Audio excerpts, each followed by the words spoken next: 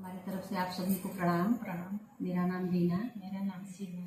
हम लोग आज दोनों बहनें आप लोगों को लाचारी सुनाने जा रहे हैं। आशा है आप लोग को पसंद आएगा। धन्यवाद।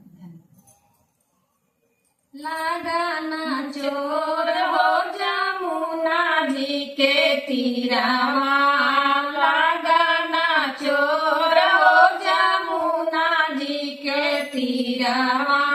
दिन कला गए रात कला गए बड़े भोर रामा। दिन कला गए रात कला गए बड़े भोर रामा।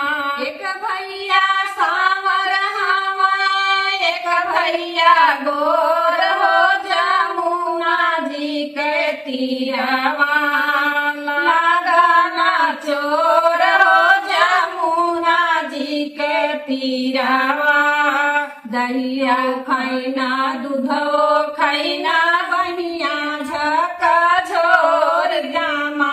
दहियो खैना दूधो खैना बनिया झका झोर रामा।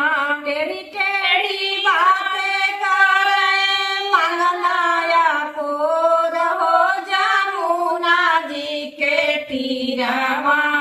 लगाना चोर हो जमुना जी के तीरवा।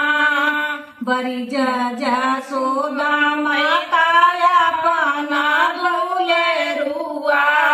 बरजया सोदा माताया पाना दूले रुआ।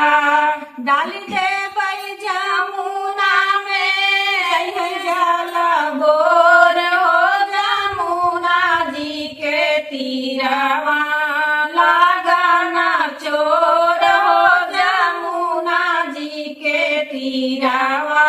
लगाना चोर हो जमुना जी के तीरवा।